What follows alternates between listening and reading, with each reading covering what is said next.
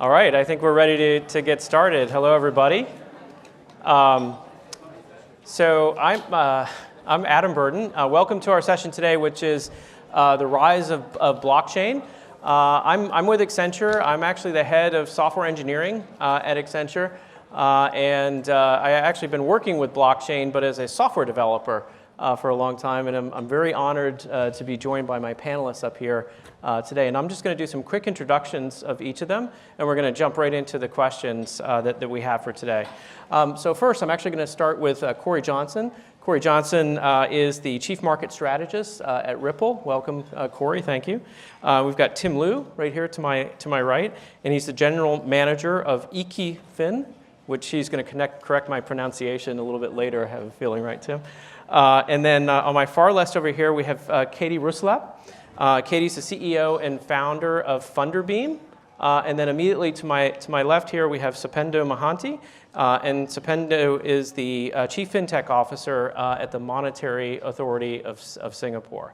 Now, as promised, I'm just going to jump right into it because we have an incredible topic and opportunity here to hear from some of the, I would say, leaders in the area of blockchain directly about what's happening inside of this really exciting technology field and how their different businesses are beginning to take advantage of it, perhaps to help others or to benefit their own internal processes.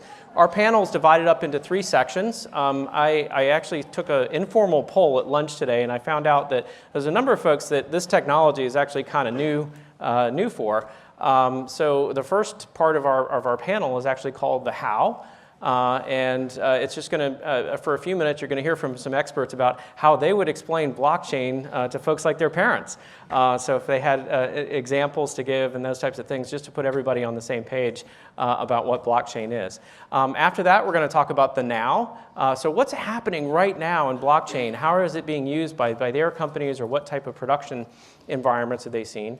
And then the third section of our panel is called the wow. Which is really about what's the future of this. Are we just on the beginning of a huge disruptive wave here? And what types of things might we expect to see come out in the future? When I was younger, my father actually told me something very important, and I won't explain the circumstances under which he told me this, but he said it takes a lifetime to build trust and only an instant to destroy it. And I found that the latter part of that remains very, very true. It's definitely, you can destroy trust in absolutely an instant. But with blockchain technology, you can actually build trust almost as quickly as you can destroy it in many ways. And I think really to understand, why is that the case and how is it enabling you to trust strangers, I thought I would pose some questions to my fellow panelists up here. And I'm actually going to start with Katie here on the end. And Katie, so if you were going to explain blockchain to someone that's a novice in the field, what exactly is it and how does it work? Yeah, all right. The best way to describe it is actually to compare it with the internet. So the internet and also the technology behind the internet enables us to exchange the data and to exchange the information.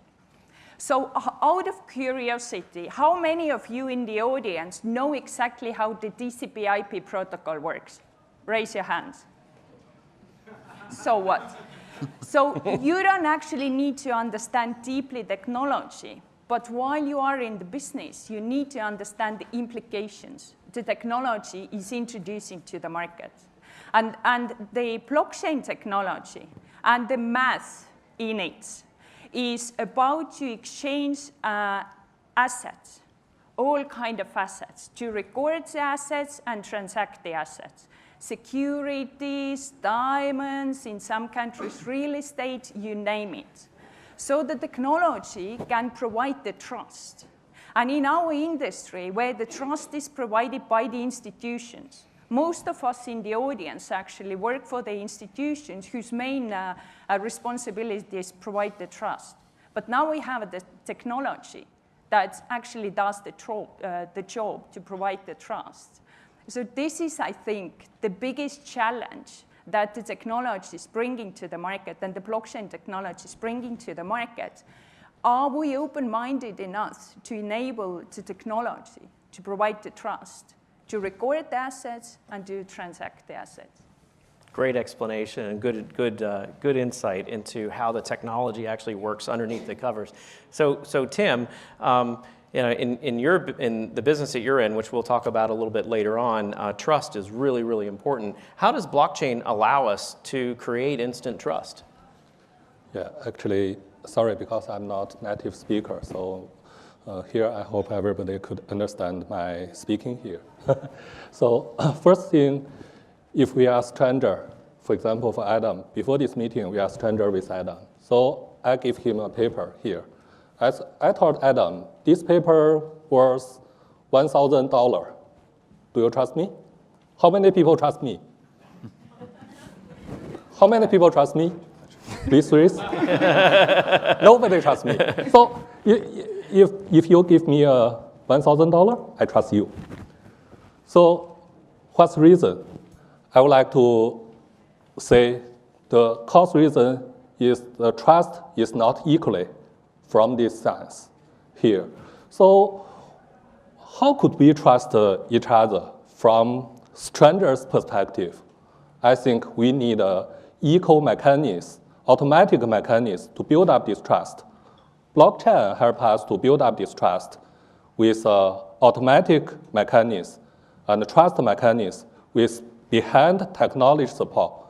Yes, actually from this view, we would like to talk about, I think, even whole days we could not elaborate, I think, details of blockchain technology here. If we are talking about this, maybe we would like to say, first thing, we have decentralized infrastructure. Second thing, we have credit storage of blockchain. Third thing, we have intelligent agreement to support this mechanism. Build up all of these things, we could build up a framework or mechanism that should be automatic. Based on you join this mechanism, we could trust each other. You will not join this mechanism, we could not trust each other. So from this view, if we join this mechanism, we make transaction with Adam worth $1,000 here. Adam will trust you because this mechanism is equally. That's my view here. Here, Tim.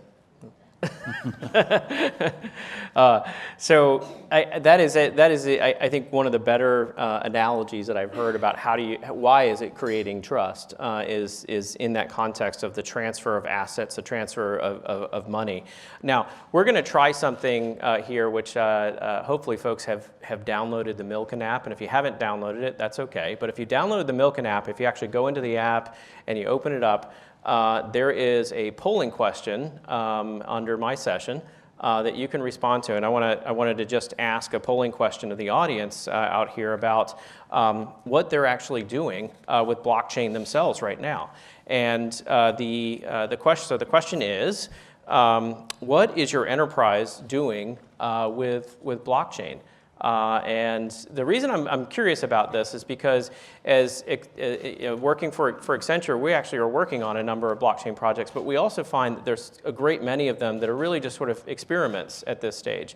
But I know that there's a number of companies out there that are doing things in the production realm. They're doing things perhaps that are a bit beyond that, and some are even very, very advanced in this space.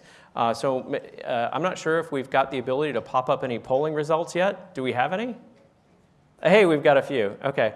So there was actually that's a little bit better than the average.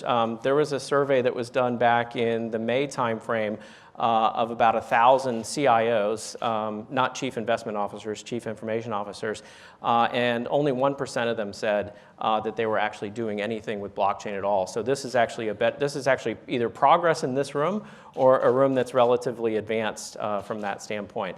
And that's why we wanted to really transition into the now to hear about what's happening at the forefront of this technology. What are some of the pioneers in the blockchain field really doing in this space? Before I head there, though, any reaction from my fellow panelists about these percentages? Does this surprise you at all?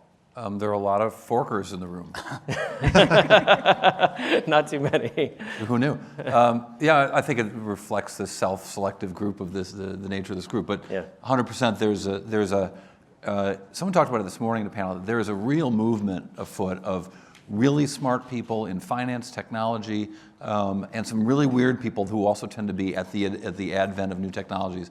It's certainly what drew me to this is seeing a lot of other people who I respect and really devoting their attention to this in the same ways that I saw them devote themselves to things like software as a service or the internet before it. Yeah, I have to agree. Sopnendu? I just want to clarify that they use word strangers in the blockchain, right? There's no strangers in the blockchain world. Actually, I want to nuance it saying that either you're permissioned or not permissioned to operate. Ah, good. Okay. So I think the notion that there are strangers in the blockchain and we got to trust them is not 100% accurate. Okay. Just to clarify that.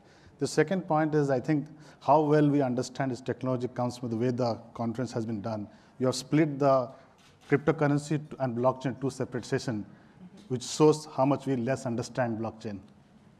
Because by design that together, you can't build a trust without incentive structure. And the incentive comes from the tokenization of asset. And separating these two conference, two sessions today, shows how much we less understand this product. Okay. I think that there is a perspective that blockchain does have uses that wouldn't necessarily require the tokenization. I think that is the way to get vendors sell blockchain better. I think the regulators and policymakers were scared of crypto. I think they thought, let's separate this thing, one as a technology solution, and let the crypto guys fight for their own battle. Okay. But by design, they started together. Okay. So you just can't take out a historical discovery. You're totally right. That's exactly where the origins of it Yes. came from. Yes. Was Satoshi Nakamoto, whose Yes. name I always butcher pretty badly, back in 2008. Is exactly where the origins of this came from. So I think we got to find a way to understand and bring it back together. Separating it doesn't really serve the purpose well. Okay. All right. Well, that's Words you wouldn't hear from a regulator in a lot of other countries, I think. Yeah. I mean, one of the approaches that we've taken at Ripple is to have a product that doesn't use a digital asset or cryptocurrency, whatever you want to call it. The first product we came to market with uses blockchain to allow banks to communicate with each other to move money across borders, which is our singular focus. But it very specifically doesn't require the use of a cryptocurrency because we know that banks and regulators who look at those banks are nervous about this. Yes. So we've got a product in the marketplace that we've sold all over the world with some success. That a year ago we were signing a new customer every month. Now we're signing a new customer every 6 days. And I think it's because they're starting to get comfortable. In the same way that chart would have looked different a year ago, you're seeing our potential customer set is certainly a lot more interested than they might have been a year ago. That's a great segue actually into the question I wanted to ask you about the now. In fact, if we could pop up number 2 slide for just a second. So the now, what's happening in this space right now? You're a part of one of the major players in the blockchain software industry. And my question for you is, so who are the customers of Ripple and what are they doing with your product? So Ripple is really focused on one huge problem, which is moving money across borders. And particularly because we're here in Singapore, everyone in this room has had to deal with this problem of moving money across borders. And in an era when I can send a text message from Singapore to Rome in 3 seconds with emojis of all sorts and useful GIFs and everything, or I can send an email from El Paso, Texas to South Africa with an attached Excel spreadsheet of complicated information, but I can't send money across a border for quicker than 3 to 5 days, for less than 500, 600 basis points, with an error rate of 600 basis points. It's crazy that in this, for all of the globalization that we have with our stuff and goods that get shipped in containers all over the world, and all the globalization of our data, which is instantaneously moved all over the world at super low cost, we move money like it's 1973. And that leg of globalization hasn't happened. So Ripple is 100% focused on making that happen, on allowing banks and financial institutions, remittance companies and the like, to move money across borders really quickly, in a minute or two, for basis points. We've got a customer in Mexico. Let's just talk about their use case when they looked at costs go from 400 basis points to 40 basis points. In a process that would take 3 to 4 days, goes down to 2 minutes. That's the kind of change that's possible using our solutions. And so we've seen some acceptance in the marketplace of this is where the pace is really increasing. But I also would say that just finally that we're way ahead, I think, of any other company out there. So you hear about a lot of projects and pilots. We've got 100 customers in production. I don't think anybody else is at that level yet in blockchain. So the benefits go beyond just the speed, though, right? You've got the transparency into what are all the places that the money went to along the way. You're going to know instantly when the transfer is finalized. Are you finding that those benefits are important to your customers as well? It depends on the customer. I mean, there are a couple of things that are so notably different than the state of the art is Swift, and Swift is a 1973 technology that sends a one-directional message that you don't know how many stops it's going to make along the way. You don't know what the stops are going to cost. You don't know if it got there. It's kind of like a homing pigeon. It just kind of goes out with remarkable accuracy, given the fact that it's a homing pigeon. It's only got a 600 basis point error rate. And then maybe you get a pigeon back. In Game of Thrones, the ravens go, the ravens come back, 100% accuracy. But homing pigeons are real, and they actually have a little more errors and a little more slow. But that is the state of the art of moving money in our global society right now, and that's ridiculous. So so some of our customers are really thrilled that they've got the accuracy, they can see what happened. They see a bi-directional message, and they know what happened. But knowing what the price is, knowing that it's going to happen quickly, that's really a game changer for our customers. Fascinating. So Sopnendu, Monetary Authority of Singapore, actually has been a pioneer in a number of areas, cloud computing and its progressive adoption of that, especially, I would say, in the area of exploring blockchain. And on this morning's panel, which has come up a couple times, one of the speakers very, very briefly referenced Project Ubben. And I thought it would be good maybe for you to talk a minute about what Project Ubben is with this group and what you found. Sure. I think the genesis of Project Ubben started with this assumption that we don't understand blockchain. So I think we should start building an industry-wide project so we can get the practitioners, the bankers, and the technologists. Accenture is part of that, so I can do a little bit of promo for you. So we brought together the industry to really understand what this technology is all about. And we started thinking about what should be the construct of this program. We kind of abstracted into three parts. Can I tokenize Singapore dollar? Can I use that tokenized dollar to do payments? And last piece is, can I trust this data in a way that we can decentralize trust while we keep the governance centralized? So that's the genesis of constructing the whole Project Ubben. So we completed the first two part of this program, where we have tokenized the Singapore dollar, tested it within the domestic payment system. We got 11 banks to participate. We learned a few things. We learned what is the benefit of blockchain when it comes to security? What is the benefit of blockchain when it comes to resiliency? And we also discovered there are some challenges. And we started, instead of trying to say blockchain is not suitable for that particular challenge, we started challenging the industry, which is the tech firms, to solve that problem. A great example would be, if you think about decentralized structure, one of the efficiency of payment system is netting. Now, how do I net when I don't see the transactions? And how to resolve gridlock of transactions? So we started tackling this problem in the blockchain platform while we maintain the benefit of blockchain of privacy and the resiliency of the transactions. So now we are moving to the third phase, where we are looking at how to apply this technology in tokenizing assets, like securities, bonds, financial instrument. And we just announced a partnership with SGX and NASDAQ to start this program so that we can look at how can we start tokenizing, hopefully beyond securities, physical assets, and how those can be traded. Our main objective is to understand the technology, understand the policy framework if we ever have to construct in this space, and third, understand what is the impact, the risk associated with this whole shift. One thing you must, I think we believe at this point, our understanding is that trust can be decentralized, risk cannot be decentralized. Yeah. Because nobody wants to share risk. At least we can decentralize the trust space. So how does a central banker, we maintain a centralized governance in the whole structure? If you go back to the fundamental of this whole blockchain, there's a piece which we don't accept in many sense, that is a governance, which is the contract itself.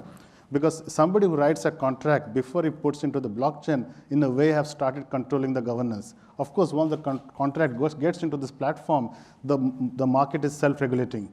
But the initiation of contract is a way of governing the process. So you have to fork into two parts. There's a network efficiency with the industrial drive, and there's a policy and the governance piece which regulators will start thinking about. Exactly right. So I did have an opportunity to spend some time with that project, and I can certainly attest to you that the netting aspect and the gridlock aspect were particular challenges, and it's things that bring to light. The technology is still evolving in this space, and we'll probably pick that theme up a little bit later on. I also wanted to applaud you, and I think that this is a good lesson here from Project Ubben and what the Monetary Authority has done, and it's about experimentation and trying different things and not being afraid to fail, because you actually learn things from failure. So in that case, failure is in some ways success, because you're going to tune it and try some different things afterwards. And the creativity and energy of your team was really is incredible. They've been asked to fail many times. Yes. So, Tim, I actually wanted to ask you a question about YiQiFin. First of all, you can correct my pronunciation in a minute, but you've seen some remarkable success in the area of supply chain finance, especially in China, in domestic China. So what's driving that? Yeah. Actually, to our business, because we belong to CreditEase group, for this division, at the beginning, because our cutting point is supply chain financing, we are not tech part. However, as our CEO mentioned this morning in ballroom, in China, because you will see some trend, I think totally economy growing, and some traditional manufacturing is down, that's fact. However, I think to new economic, their growth is very strong now. So I think our major driving is new economic growing here. Here, at the beginning, because we provide supply chain financing to domestic customer in China. However, based on this financing provider, we entered several niche industry. For example, agriculture. For example, online B2B platform. For agriculture, at the beginning, we provide PO financing or invoice financing to supplier in this niche industry. And then we provide PO financing to fertilizer, to farmer, and to supplier, to supermarket, and online B2B platform, for example, fresh food offering platform in China. Here you will see that's the chain in this industry. Based on all of this financial offering, we see opportunity of technology offering. What's the requirement? That's the digitalization of customer supply chain asset. How to say this part? Because I think in China, our CEO just mentioned, China middle class people want to raise their life quality here. So they need to seek more and more green fruit or green vegetable here. So to supply chain, how to issue this vegetable or fruit is green or not? So we provide our blockchain solution to help customer to trace their vegetable and fruit from fertilizer to farmer to supplier to supermarket and online platform. So if you could trace this chain and this good value is raising. For example, normal fruit could offer a pricing in supermarket. However, the green food in supermarket pricing should be much higher, maybe 1/3 or maybe 50% increase pricing in supermarket or online platform. Here, customer profit raised and our financial profit is also raised. That's the major momentum to drive us to provide blockchain service in China to supply chain. This service will give customer better financing, will give customer better supply chain management, will give customer better profit of this niche industry. That's the major momentum. So we are offering both financial service and tech solution to our customer. From here, because to blockchain, we already served more than 30,000 corporate customers in China for last 2 years. So actually, I think for this part, many customers told us, what's blockchain? We could not understand it. Their dossier is quite high. How could give customer low threshold RC dossier to enter blockchain area, we also developed a Block1 platform, blockchain as a service. That's visible, that will give customer visible capability to build up their own chain based on their niche industry chain. So that's our major momentum to drive our business in China. Next step, we would like to connect with some global platform in US or UK. That's our plan. Yeah. So you said you have 30,000 customers on this at this point? Yeah. We already offered 30,000 corporate customer, middle-sized, small-sized corporate customer in China market. And what's interesting about your implementation is that the benefits go beyond just the supply chain finance. You can actually track the provenance of organic or green vegetables all the way from farm to table. So it's solving a lot of other problems besides just getting finance in the right people's hands. Fascinating story. So I've been waiting to ask Katie this question. Katie, I read about you a little bit before our panel here, and I read you have a favorite T-shirt that says, IPOs are so 2015. What the heck does that mean? All right. Yeah, sorry, I don't wear the T-shirt today. It's a bit more formal event. Let me tell you a story. I come from Estonia. Actually, I now live in Singapore, but I'm Estonian. And in Estonia, I was CEO of Central Securities Depository and CEO of NASDAQ.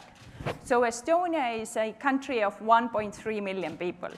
But we do have a stock market, we want to trade, we want to invest. So when I was running the stock market, we wanted to build up or open up the market for the Finnish stocks, Swedish stocks, because they all belong to the NASDAQ family. We couldn't. We couldn't do it because even though we had the same trading system, we had different regulation behind it, we had different service providers, intermediates, clearing houses, Euroclear, who provided this very simple service that taking my Estonian assets and transferring to somebody, or the funds transferring to someone in Sweden or Finland. The volumes were very small, the investments the big institutions had to make were enormous to embed us. So that's the reality in the exchanges, is that they are a bit local because of the local service providers. It's about those legacy systems and also legacy systems written in the regulation. Those intermediaries written in the regulation, which ending up in a nowadays global society where exchanging assets across the borders, across the jurisdictions, across the big brands should be actually common sense. Right, the human rights. So, and the second issue around the IPOs is that when we look back when Yahoo was listed or Google was listed, then both of those companies did raise $6.8 million before going public. And they went to public because raising capital for growth. Now there's tons of private capital available. Companies like Alibaba and Facebook, they list after raising billions of dollars. So stock markets is sort of becoming the exit engine. So now can we build a system which enables companies to raise funds across the borders with the liquidity so that actually you can transact securities across the borders? And that's why we think that the IPOs as such, as the way they are built based on the historical centuries, maybe centuries old already, business models are not surviving nowadays. And this is what the blockchain is challenging. Can we transact across the borders, freely across the borders? Can the small countries like Estonia be part of the global economy? Fascinating. I mean, we've heard multiple stories now about it sort of lowering the barriers of commerce. Ripple's doing this, for individuals that want to do payment transfers, making it much more affordable. You're doing this to provide access to capital. Well, and I would say we're really 100% focused on just financial institutions. It's not about individuals, and that's important because it gets what we talked about a little bit earlier. Financial institutions are already regulated. They already have customers they can work with. They can already have trading partners. We don't have to reinvent the wheel. We'll leave the anarchists to the anarchy. We're working with the banking system as it exists now. And I do find, so one of the things I wanted to ask you about was the ICO, or initial coin offering. How does Funderbeam play into the market of ICOs? Into the initial coin offering, Yes. right? So the coin actually is an enormous term describing any kind of assets. Rights, some securities, some bonds, some memberships. So every time you look into the coin, you should look what is it. But the coin offering is like issuing either security or issuing a money which you can easily transact. But the basis for it is the same technology which enables the company itself to issue the securities, and once you record it in the blockchain, those securities through the service providers obviously become tradable. And what Funderbeam is doing, we use the blockchain the same way. We enable private companies to raise the funds or do the secondary listing on our platform. We record all the investments into the blockchain, but our coin is a security. So from the beginning, we said we don't do the utility tokens. We don't do the coins that is nothing but the security. And Sopnendu, you mentioned that you partnered up with SGX and NASDAQ to see if the blockchain can be used for the stock markets, where we've done it already. So we operate, and that's actually what the fintech can do. You have no legacy. You just take a plain sheet, you have the industry knowledge, and you shoot it. You put all in. We take the risk, we have nothing to lose. Very remarkable. And the thing that I take from a lot of the conversation here has been about how blockchain is really making us rethink fundamental things that we have always accepted as truths, right? Like that it takes a lifetime to build trust, for example. I have a question for all of you. All of you have experience now in building blockchain solutions. And the question I have has to do about the technology of blockchain. I think I know how Cory's going to respond to this, but I'm curious about my other folks. Is the technology of blockchain, is it sufficiently mature for mission-critical applications? And I'd just like to hear what your perspective is on this. So, Kate? Well, it depends on what is the mission-critical, right? If it's about the integrity, and for example, the data integrity, it is ready. If it's about the capacity and volumes, it's not ready. So for example, in Funderbeam, we use the Bitcoin blockchain because we were one of the early adopters. Now because we're now thinking of maybe we switch the underlying technology, but we built it in a way that we also built the trading on the blockchain. You know, you can imagine the stock trading first going on the blockchain and then all the post trades also on the stock blockchain. But we rebuilt the system so that the trading will be done in the database, and then the transactions later and the investments will be recorded in the blockchain, because there's not enough capacity and the volumes yet in the technology. And from the first poll, I've seen 78 of you saying not yet. So actually the technology takes maybe two years. Yeah. To build up the capacity that is necessary for the mission critical stuff. But for the integrity, it's there already. I agree. And I, as a developer in this space, I've seen some things like with the performance of blockchain under certain loads, tuning the consensus models, those types of things, that can be really difficult to get that right. I think Sopnendu, you've had some great experiences. Yeah, I think that you just used the right word. I think the challenge is in this whole technology is not the technology itself. It is building the governance structure. Yeah. I think she did mention that she has built it, and we spent a lot of time together on the whole product which is developing. The challenge is for the policymaker how to give away the governance part, and how to encode the governance into this whole platform is actually causing the technology distress we're talking here, and how to code for it. Because without governance, there's a bit of anarchy somewhere. And I think we are not ready for a very straight-through, trustless system where there's no governance. It's too premature to start with. I think the technology is trying to solve that problem, which is causing all these technology challenges at this point of time. The second aspect of this whole space is that we are trying to fork the operational aspect of blockchain away from the core technology in terms of deployment.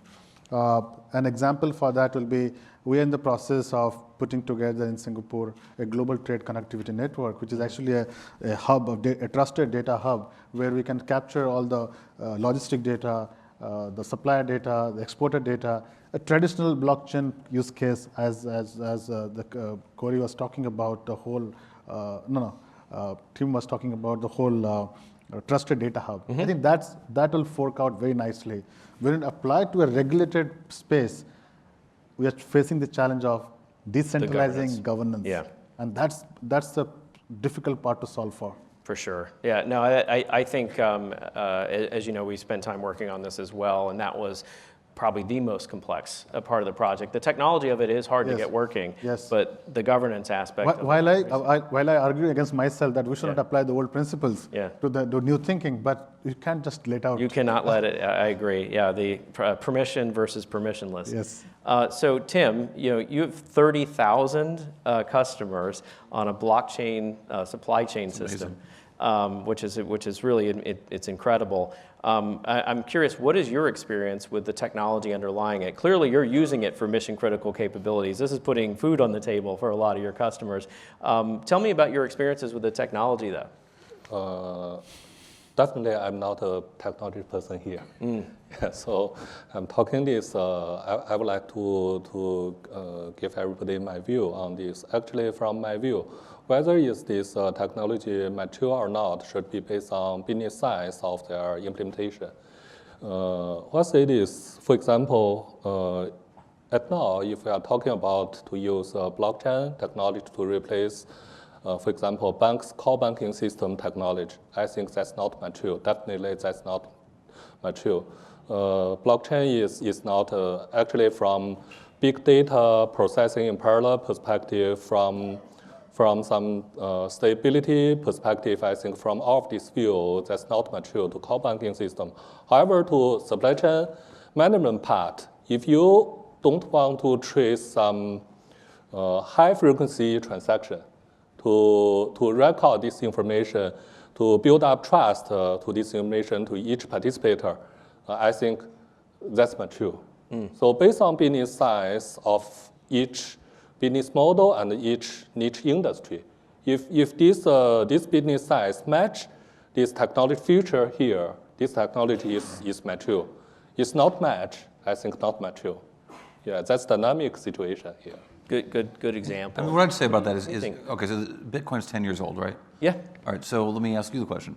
Is a 10-year-old ready for serious responsibility?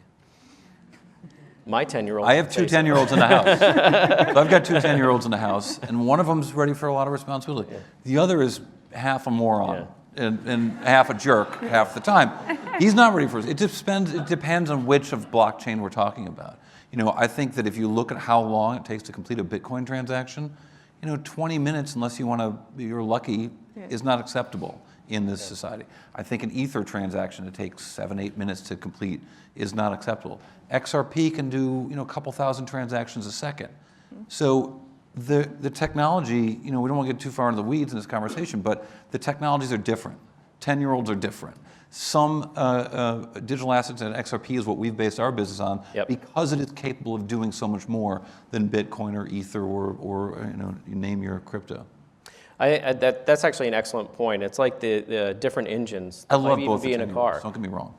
I think the use case drives that efficiency. Yeah, I think it's the use case definitely drives us. Like different engines in a car. Like you wouldn't put a high performance gasoline engine into an earth mover, but you would put that certainly into a Ferrari. And it's figuring out which of those blockchain engines. So we know who you're rooting for on Sunday. Yeah, I think that's why we're here, actually. Okay, so the next part I wanted to ask was actually another audience question. So if you guys have the polling app out still, I'm curious. You've heard a lot of our panelists and me even talk about what's happening in the financial industry, but there's implications for blockchain that are in healthcare, they're in manufacturing, they're in so many different places out there. I'm curious for our audience, what industry do you think is going to be the most impacted by blockchain technology? So maybe we could, if you guys wouldn't mind, do that for a second. I'm curious. of my panelists that are up here. So you guys are experts in your field as well, maybe a little bit too inside finance for some of you. But I'm curious what your opinion is, maybe outside of finance, what industry you think would be the most impacted? My sense is health sector. Health sector, yeah. Because I think if you look at the whole insurance industry, this is the compliance, the claim processing side, which is almost bulk of the pain in the insurance industry, that will get disrupted if we start building the network of trust. And when the event happens, how the data is captured and it's passed back to the entire processing. I think that industry, it's kind of a health industry, insurance industry together, will see a massive disruption. In some sense, I will regret what I was going to say now. Maybe the government gets more disrupted. Don't you work for the government? Okay. So I think the design of blockchain is to go against the government. I think that's what I think about the spirit of the whole infrastructure is about anti-governance. Why don't you pop up the poll results, if you could, from the last question? So financial services is somewhat dominant in there, but I agree. I think healthcare, travel, and transportation is actually a fascinating place. Agriculture's not even on there. Well, it's interesting. It'll get there. It'll get there. So I'm curious from my other panelists, what are your reactions to this, or what do you think is going to be the most impacted? I think it's going to be the government. It's going to be the GovTech, sorry, because the government is the biggest trust provider, right? And one of Fundabeam investors is Tim Draper, and he's so nicely said is that it's soon going to be heaven of VCs because GovTech is ready to accept investments. So the government, if you think about what the government is doing, is the healthcare is very much, or the social system is in the government. It's the housing, it's the population, it's the businesses, corporations, everything is there. So I think it's going to be the government. I think there's even voting, right? Voting is going to be hugely impacted by that. Any perspective from my other colleagues? I mean, if you ask a room full of financial professionals, what industry is going to be most impacted? I bet if we filled this room with farmers, they would say ag. Yeah. Right. And I think that's one of the, frankly, that's why it's blockchain that starts to get confusing, because people who get into it get really into it and they get really deep in the weeds. And if you ask someone in a blockchain community what time it is, they tell you how to build a watch.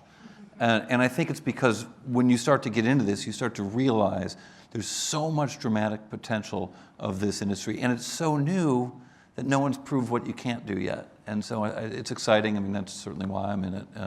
But I do think that the financial applications are so obvious. And because we know, when I first heard about Bitcoin, all I could think of was stock clearing.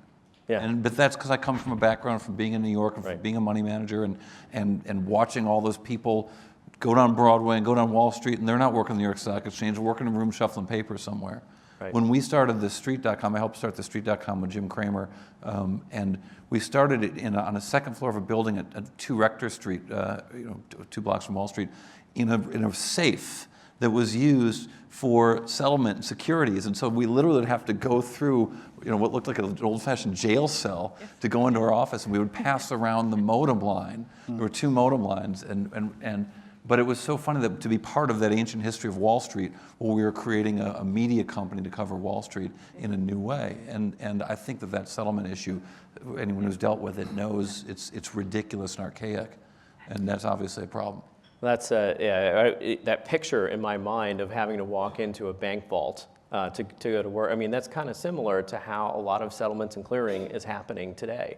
Right? It's we've moved so far in technology, yet there's a lot of processes. Currency hasn't moved too far from that. Yeah. Which, remarkable.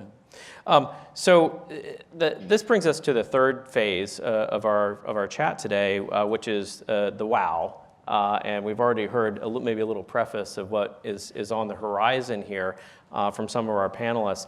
And I think our conversation today with Cory and also with Kaidi and others, that it's sort of inspired me to think about when as a technologist, I think about the impact that cloud has had, or the impact that artificial intelligence is having now in our industry.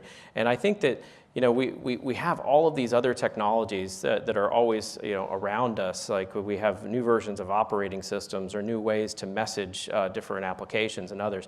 But there's only a handful of them that are really truly creating some epic change. And blockchain is definitely taking a place of that as well. And I thought it would be good just to explore with some of our thought leaders up here about what's happening or what's going to be next. And I thought maybe I'd start with Tim here. What's next for your company? Because I think you just called our business YiQiFin, right? So this time I would like to explain what's YiQi. Sure. YiQi is two Chinese characters. First one, Yi means win, wins. Yeah, here. Second one, Qi means start. So from this Chinese character, we would like to be customer wins to help them to start to make high profit in their niche industry. And actually, we will not only offer financial service in supply chain to our customer, but also provide technology, innovation. We will provide their value-added area with our technology innovation to each niche industry, help them to win in their niche industry. So maybe that's a slogan. So wins help our customer to win. Yeah. So the question that I had then really for Sopnendu in this same realm is how is blockchain going to change the role of what a central bank does in the future? You know, you've done these experiments with Project Ubben and started to understand the impact that it could potentially have. You know, if you had to kind of pull out a crystal ball and look 5 years in the future about what blockchain is going to do to that role of a central bank, what would it be? So I'll take an example to explain what may happen in future. I think if you look at our payment system, MAS runs the RTGS system. It also runs the infrastructure. It runs the network. It runs the software. Mm-hmm. It also governs the system. What you will see because of blockchain is decentralization of this centralized infrastructure to the trustnet node. And what will retain with us is the governance piece, which I think you don't like. But for in the short term, let's accept that's the way to go. I think what will happen is that all the centralized infrastructure which government has built to run the larger economy will start seeing decentralizing to the trusted market operators. That's the first step. And progressively, they will look at the governance and risk management. And if so happens, in a long run, it can look different. In the short run, there will be a different way to govern these decentralized operators. That's I see as the role of a central bank, with this example of RTGS as a way to look how it will look in future. I think I'm regretting sitting the two of you next to each other a little bit. So, Katie, you're from Estonia originally. Estonia has been truly a pioneer in the pace and accelerated pace of a digital citizenry, and blockchain is going to be part of that future. I'm curious what's happening in your country with blockchain that's going to change how citizen services are going to be performed. Yeah, well, the blockchain is just an enabler.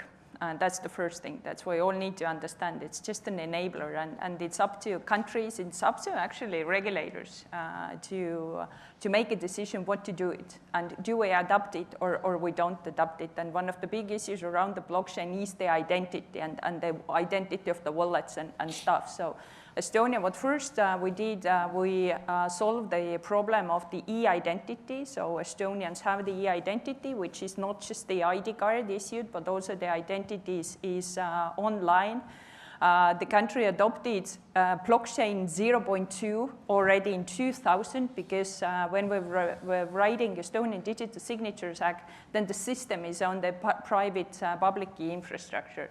And now as the country is mainly using the blockchain for the data integrity, but people start more and more living across the borders. So again, the country has solved the infrastructure issues, the identity issue, the putting databases on the blockchain. Now it's just opening up to the rest of the world because it doesn't matter where we live, whose countries residents we are, we actually can use the public services across the borders. And that's, I think, what Estonia has got right. They built up the infrastructure so that global citizens can actually take part of it. Maybe let me split that problem statement. Sure. You asked the question about the role of a central bank in, let's say, a central regulatory body. identity itself will perhaps stay with the government.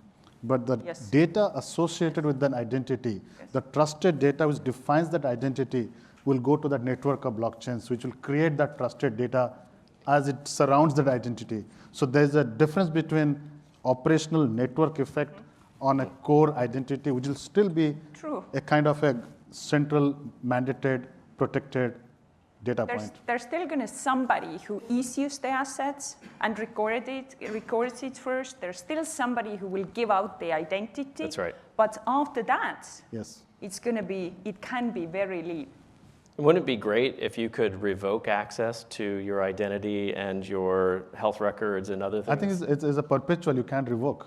Yeah. Because the data getting created in different networks, persisted you in too just many you places. cannot go and change. Yes. So identity will be never altered Yeah. in the structures. If you think carefully, if you mix blockchain with an identity, it's a great outcome. Really, the problem is fake identity, which is fake data. Yes. Yes. That's my 10-year-old who walks into the kitchen. Wasn't me. Wasn't Yeah. me. I wasn't didn't here. do it. I didn't but he knows it is his son. So So a discussion about blockchain or distributed ledger technology would be totally incomplete without at least mentioning cryptocurrencies, Yeah. of which Ripple has one as well. Maybe you could just talk about, I mean, this year has been breathtaking for that. Last year was elation.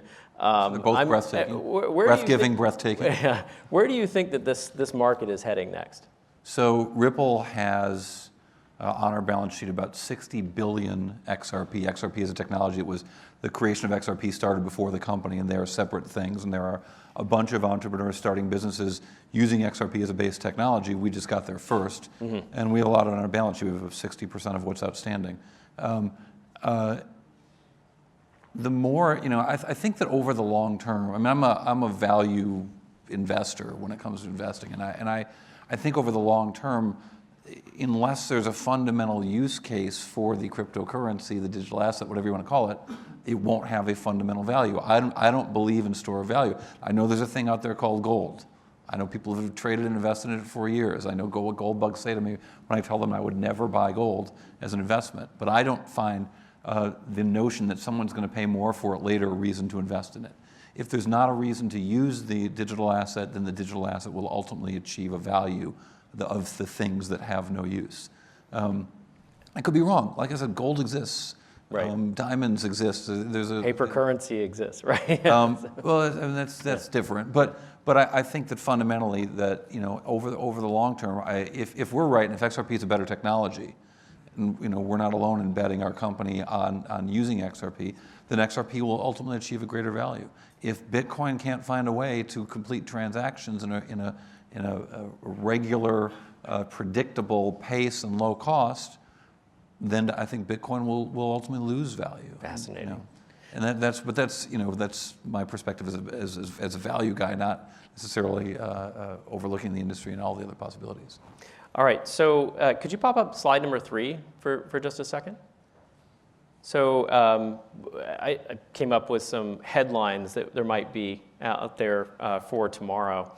And I think when we look to the future, there's a lot of potential things that blockchain could fix or address. You heard some of the ideas that are up here among my colleagues. If I had to push you and say, you can choose one of these headlines or make up your own, what's going to be the most impactful headline for blockchain technology in the next couple of years, and when do you think it'll happen? Anyone want to take a crack at that? I mean, as someone who used to write headlines for a living, I don't know if steady change never makes a headline, but the day, well, it's a problem. This why a lot of important frogs, stories right? don't get written. Boiling frogs. Exactly. But I think the day that right now the fastest way for me to get $10,000 from Singapore to Hong Kong is to put it in a suitcase and fly it there. But there's no good way for me to send 50 cents. What if we can move 50 cents frictionlessly and really cheaply? What does that do to the employment of people to whom 50 cents a day could change their lives? Yep. There is no way our society globally can transfer money that way to change the lives of people who would gladly do work that we could use done because the money can't get there. So that's not never going to be a headline, but that's going to change the world. But it will be the headline. In my project, if I look at the project Ubben in a crystal ball, I think the killer app which is going to come out of Project Ubben is the cross-border transfer. Yeah. It has not been solved by anybody till date. It's 3 days painful to transfer money. The KYC, the AML monitoring, it's just nightmare. And the cost of running a cross-border transfer is insane. And if this at all has a best use case, a headline use case, it will be the cross-border transfer. Cross-border transfers. Okay. How about you, Tim? What do you think? Yeah, my headline is blockchain will add value industry.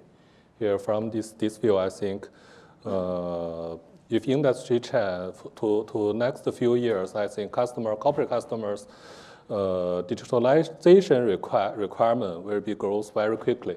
From this view, I think blockchain will help them. Interesting. And Katie? May I have two? You may? Yes. First one, what I would as a headline is, regulators get the blockchain.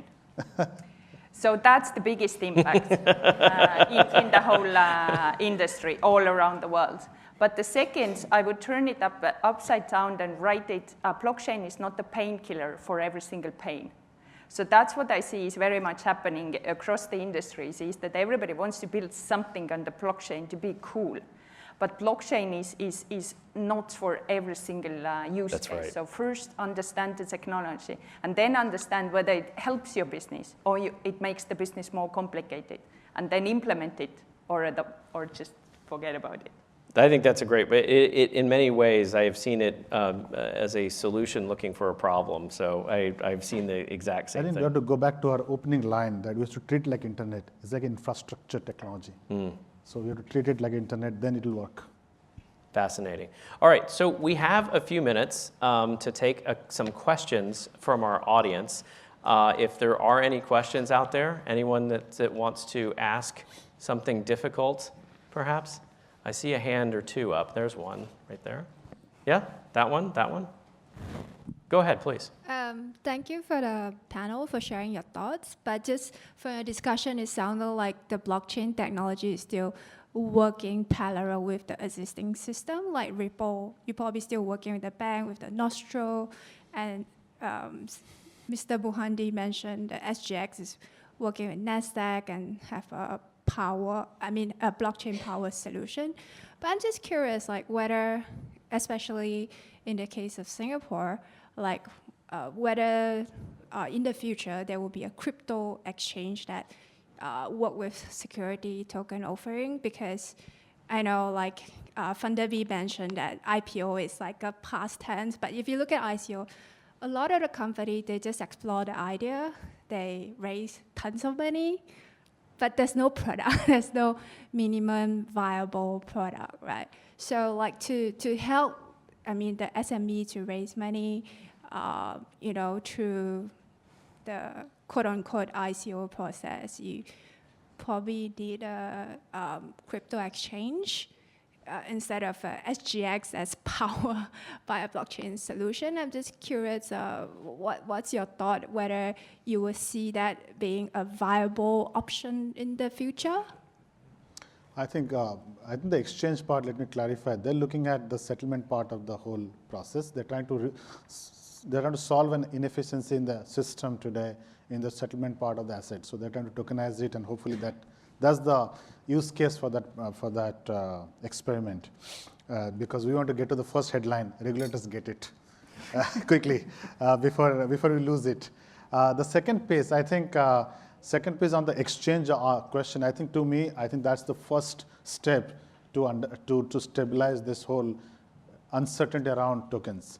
I think that builds that know your customer, the AML piece, the whole, that's the first step to the whole regulatory action on this whole crypto space. Absolutely agree with you. I think that if at all there will be an outcome from the regulatory space, it will be a regulated exchange. And that is the starting point for seeing this market going somewhere positive direction. And I may also comment that Fundabeam is the token exchange, securities token exchange, enabling early stage and mid-cap companies to raise and investors to trade with it. And the reason why I am here is especially to locate it here and get regulated. And to chase me down.